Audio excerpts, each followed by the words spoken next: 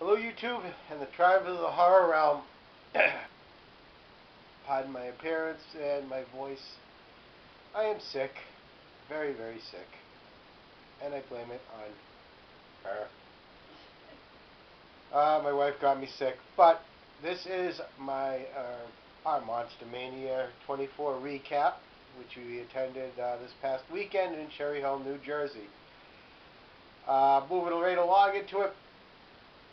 We're in New England, so of course we're pretty used to volatile weather, and leading up to it we did have some particularly nasty weather.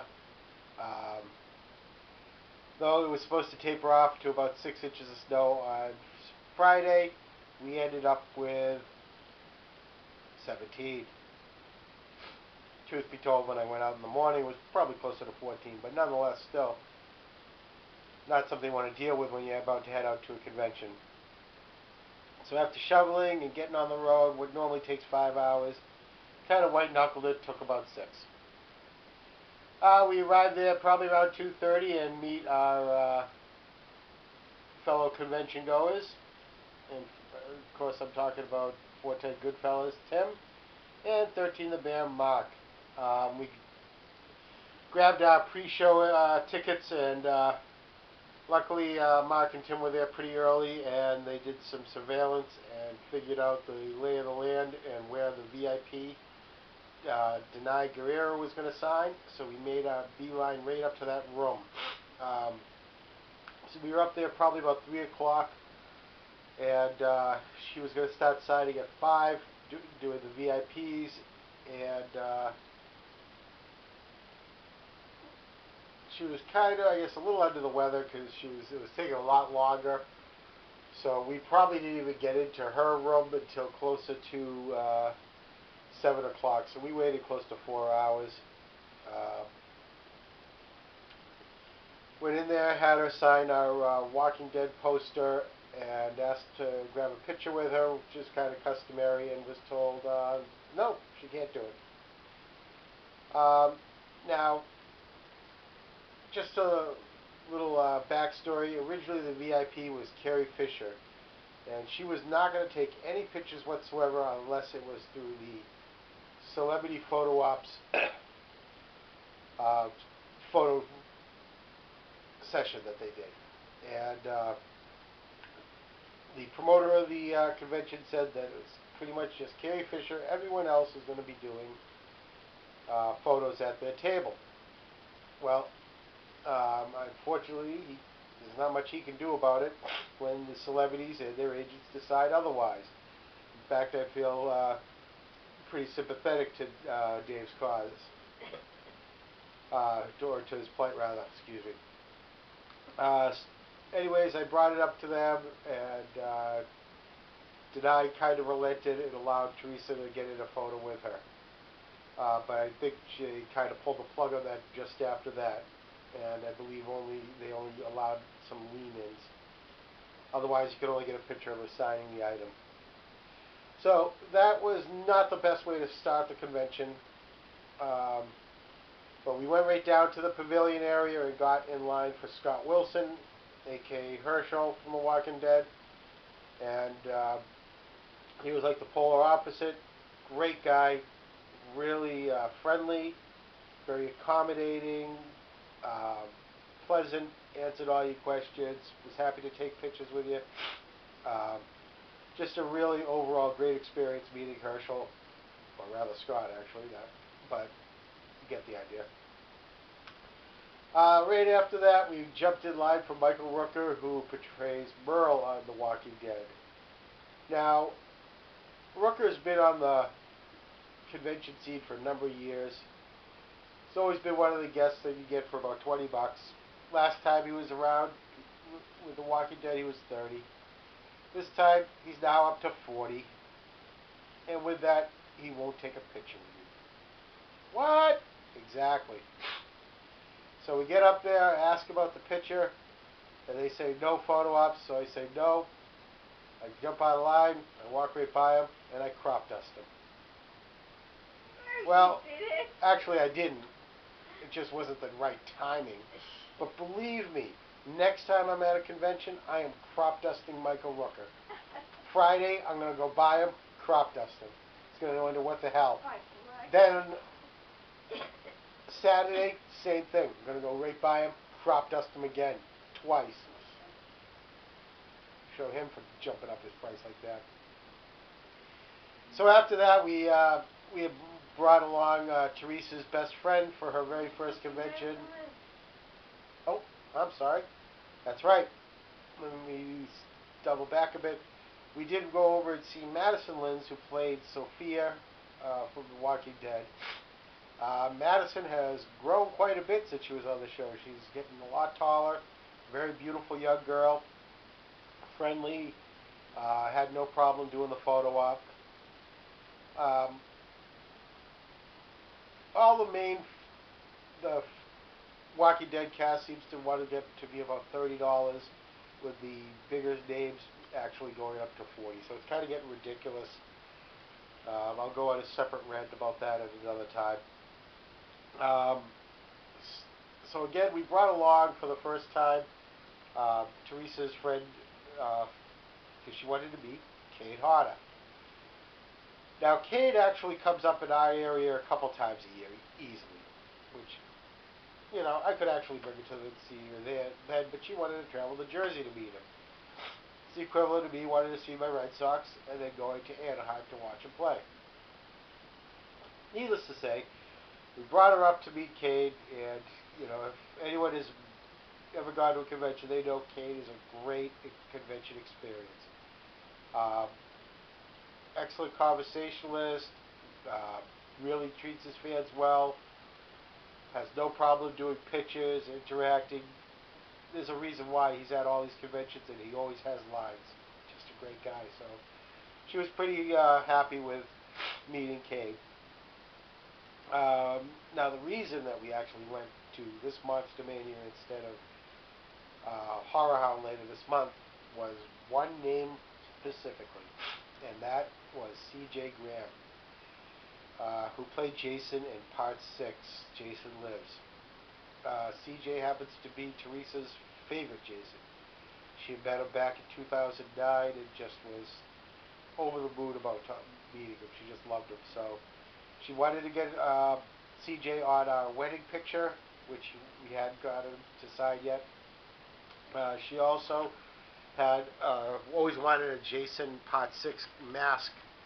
So I went and had one fabricated for her, pretty much right down to the paint flaws in the mask and all. This is done by Tankersley FX, so reasonably priced, and he does a real great job. Not a glossy finish like you see with some others. So I'll even leave a little link to his Facebook page down below if you want to go check him out and maybe get some work done. So he did this great mask for us. CJ signed it. And of course, while we're there, we had chatted with Steve Dash and his wife, who are also wonderful people. They weren't too busy, Steve and CJ, so we had a really nice conversation with those guys. Staying with the Friday the 13th theme, we met a key victim from Part 3D, Shelly, a.k.a. Larry Zerner. Shelly was the character that introduced the hockey mask into the franchise. Larry Zerner is now an attorney, and he is representing the company that's putting out the new Friday the 13th documentary. They've got about 7.5 hours of footage for this thing, so it's going to be right up there with Never Sleep Again and More Brains as far as horror docs go. He also let us know that we will be seeing in conventions in the very near future, for the very first time later this year, the elusive Steve Miner, director of Friday the 13th Part 2, Part 3D, director of House, and countless other films. So really excited that Steve Miner will be finally making his convention debut. After meeting Shelly and having him sign our Friday the 13th alumni poster, We took said poster across the way to meet some of the cast from Freddy vs. Jason. First up was Carl Labine. He played Freeberg in the movie, and man, what a great kid this guy was. He was like, just from the start, introducing himself as you went right up to him. Just really friendly guy. Had some prop syringes if you wanted to do a photo op of him, giving you the double hits with the syringes like in the movie, or if you wanted to do a shot with you with the smoking the J. So he's one of those guys you get a chance to meet. It's pretty cool to meet Kyle Levine. Nice kid. Went along and after he signed the poster, we went and brought it to the beautiful Katie Isabel. She played Gib in Freddy vs. Jason, but was also the star of Ginger Snaps. Talk about a beautiful girl. Just really a gorgeous young woman. Very friendly and accommodating as well. Had her both. You've probably seen alumni posters filled up pretty well, and they've actually kind of looked at what others wrote, and they take inspiration from that as far as what they want to write about their death scene. So they extrapolate it out a lot now. It's kind of cool how it's taken on a life of its own. So right after that, we were heading out of the dealer's room, and we stopped and we were looking at the pictures of. About the Crypt Keeper. No. Oh, you never heard. Though she's not feeling well and doesn't want to appear on camera, she certainly wants to put in her 2 cents. We stopped off and was looking at the pictures on the table of John Cassier, who did the voice of the Crypt Keeper from Tales from the Crypt. And he immediately noticed Teresa wearing a Universal Monsters shirt and just started talking about the Universal Monsters, what he grew up with, and raised in Baltimore. I think he said it was Twilight movies that he used to watch a lot of those films on, and so we had to go right into a whole Universal conversation with John. And real nice guy. So we didn't have anything really. We weren't really budgeting for him, but decided to just pick up a picture, an 8x10, have him sign it, and got a photo with him. John also has this great hockey jersey that he wears at conventions. That's from I guess a minor league hockey team. They call themselves the Crypt Keepers, and they gave him a jersey with the number 666 and the name Keeper right on the back. So after that, we kind of went off and met back up with Tim and Mark and did our customary Friday night pizza dinner. And then pretty much just wrapped it up for the next day.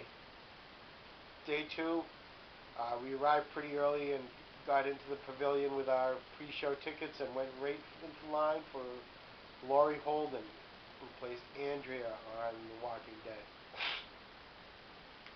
She originally was filming and had to cancel her appearance, but then recanted it and said she'd make it for Saturday and Sunday. So she flew in and came in late Friday night. She was supposed to sign at 10, but she probably didn't get there till 11:15. She started signing away, and we went up there and paid to have her sign the photo, the picture, the poster, and then was told, yeah, no photos. You could take a picture of her signing, but she would absolutely not take a picture with anybody. And which was really disappointing. Teresa really didn't want me to even get the autograph at that point, but she was a major cast member, so I opted to do it begrudgingly. Now, I like Laurie's other films, like Silent Hill and The Mist. However, Laurie Holden, not the friendliest person, and believe it or not, my experience was probably one of the better ones. I heard people later on saying how she didn't even want pictures taken of her signing, and that she was a bit standoffish maybe she was tired. I sure think it's him. But if you're out there on the internet, I'm sure you can do a little digging and you will hear stories about Laurie Holden's appearance. Next time I see him, I'm After that, we went over to Chandler Riggs' table. He plays Carl on the show. Nice kid. Surprised Teresa didn't smuggle away with him. Thought he was so cute. Uh, just a young kid who's really thrilled people want to meet him, and probably very happy to get $30 a pop for his signature, or at least his dad is. But we did get him with a photo, and he signed the poster. So, we're cool with that. Afterwards, we brought out a Freddy Krueger poster to get some of Freddy's victims on there. Brendan Fletcher, who was supposed to appear, had to film late, so he couldn't make the convention. But Zach Ward did. Zach played Bobby Davis in Freddy vs. Jason. He is also known in the iconic classic film Christmas Story. He played Scott Farkas the bully. Zach was a great guy. I know leading up to the convention that his agent said, we've known for a number of years, and said how great he is to meet. He and Kyle and Brendan, and to look forward to getting a chance to meet them. And they told the truth. We didn't get, of course, to meet Brendan, but we got to meet Zach and Kyle, and they were both tremendous. Very accommodating to their fans, and hopefully we will meet Brendan very, very soon as well.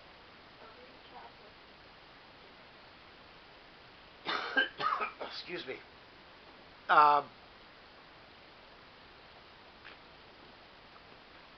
So we're pretty much done with that.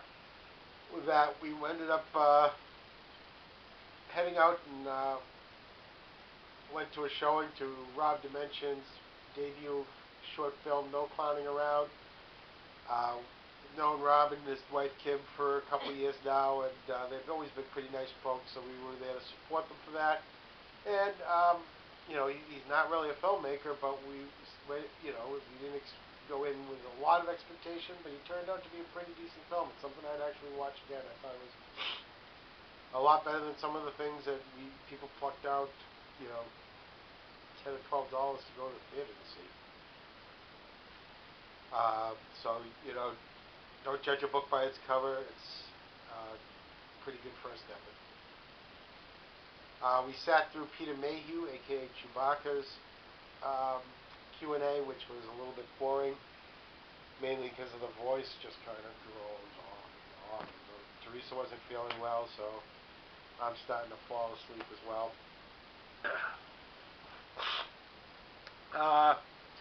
Right after that was the Freddy and Jason, the Men Who Were Jason Q&A, which is always great. If you've never been to a convention, do yourself a favor, go to one that has the Jasons, because they will always be entertaining. Especially if you get Kane Hodder and Steve Dash in the same one. It is just a relentless battle. And that was always entertaining, and it followed it up with a Freddy vs. Jason reunion with Katie, Kyle, and Zach. Now at this point, Teresa wasn't feeling too well, so we decided to call it a convention and went back to the room. Now,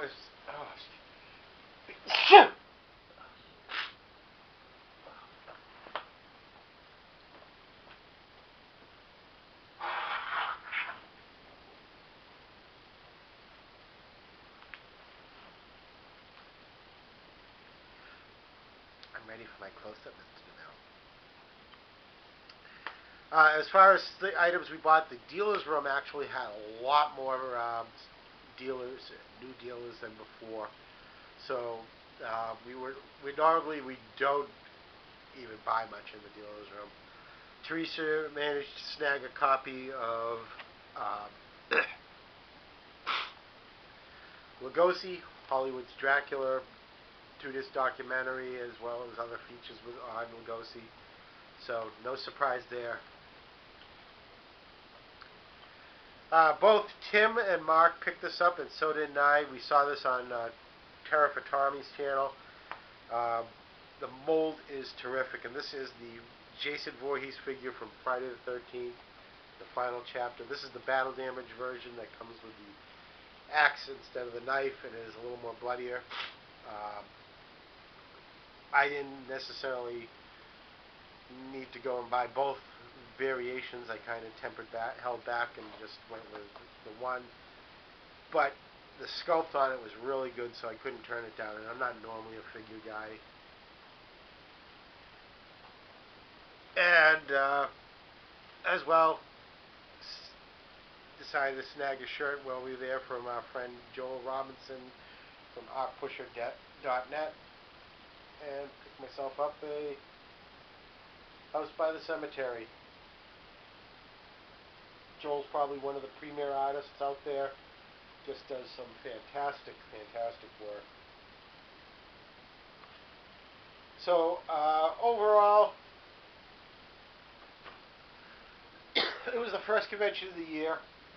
It was nice to get out and see a lot of our old friends that are at the conventions. We got a chance to run into YouTube legend Horace Ball, the headbanger, as well as his lovely wife Shelly and their daughter Little Headbanger.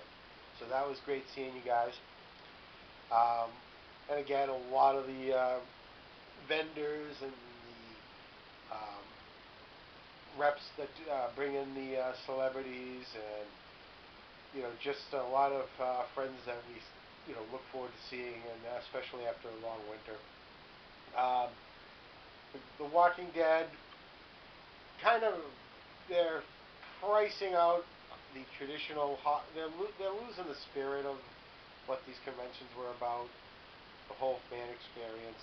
And I know it's probably the most successful show going on there, and they're probably being short-sighted in how they're pricing out fans. But as much as I can complain about it, there are a line of hipsters that are just out there waiting to meet them, so they're just enabling them. So it's not probably going to change. Personally, I love the show, but if I never see a Walking Dead person at a convention again, I wouldn't shed a tear. I do realize it's not going to happen. It's not good business, because if our promoters of the conventions we go to don't bring them in, their competition will, and you're going to lose sales that way. But overall, wasn't too pleased with seeing the celebrity photo op brought into Monster Mania. Really hoping that they think that one through and maybe do not bring them back in the future. But there were, of course, there was a lot of reliable guests there that did make the experience tremendous. So we will be looking forward to our next convention, which will be in April at the Chiller Theater up in Parsippany, New Jersey. So that's about it. Thanks for watching. Again, sorry for me droning on and coughing and hacking and sneezing and wheezing and all that type of stuff. But hey, I'm sick. It's her fault. Yeah, I'm talking about you. That's right. Pretend you're sleeping.